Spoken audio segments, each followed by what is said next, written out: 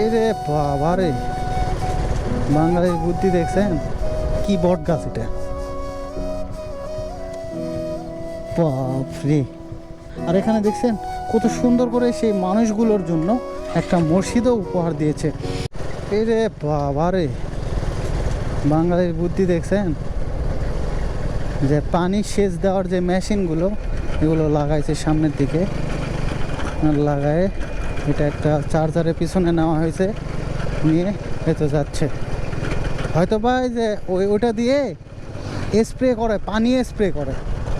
এই সামনের যে টেকনোলজিটা দেখলাম সেটা হচ্ছে সাধারণত এই বাগানগুলোতে যে পানিগুলো স্প্রে করা হয়, সেটা ওই যে সেচ দেওয়ার ছোটো যে মেশিনগুলো, ওই মেশিন দিয়ে ওই টেকনোলজির মাধ্যমে এই পানি সেচ দেওয়া হয় এগুলো বাগানাতে।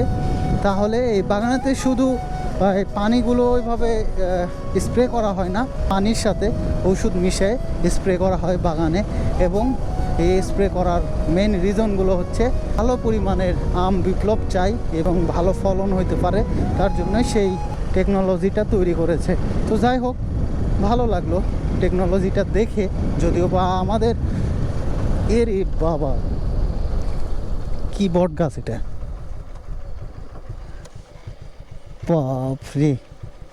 বট গাছের যে ইয়েগুলো আছে, মানে শিকড়গুলো আছে, উপর থেকে ঝুলে একবারে মাটিতে যায়, মাটিতে আবার হচ্ছে শিকড় রোপণ হয়ে গেছে।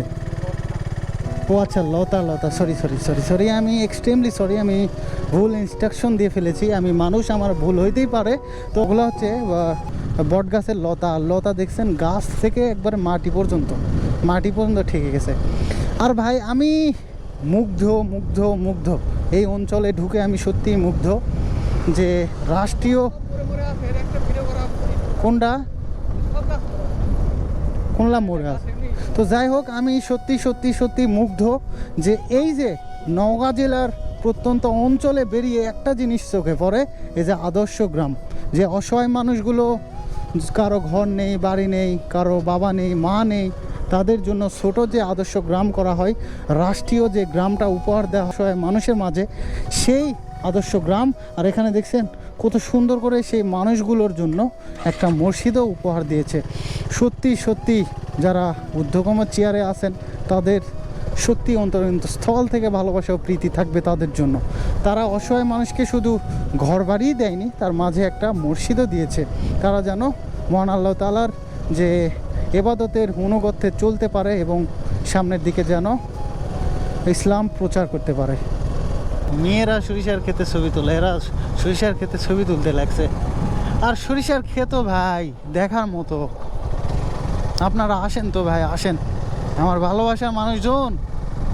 এই যে আমি যে প্রকৃতিপ্রেমী একটা লোক বা প্রকৃতিপ্রেমী একটা মানুষ, আমার ভিতরে যে একটা ভালো লাগা কাজ করতেছে, আর আমার ভিডিওগুলো তারাই পছন্দ করে যারা প্রকৃতিকে ভালোবাসে, বুঝছেন?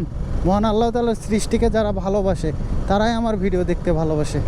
আর আমি চ্যালেঞ্জ করব, আপনারা যদি একদিন আপনাদের লাইভ থেকে মূল্যবান সময় আমি নষ্ট করব না, তবুও আমি বিশেষভাবে আপনাদেরকে বলবো, আপনাদের লাইভ থেকে আপনাদের মূল্যবান কিছু সময় একটা দিন আপনারা এদিকে এসে এক্সপ্লোর করেন, ঘুরে যান, আপনার মন সত্যি ভালো হয়ে যাবে। যে গ্রামের সৌন্দর্য, গ্রামের যে প্রকৃত একটা অনুভূতি, গ্রামের যে একটা প্রকৃত ভালো লাগা, সেই এই গ্রামগুলো এক্সপ্লোর করলে আপনারা বুঝবেন।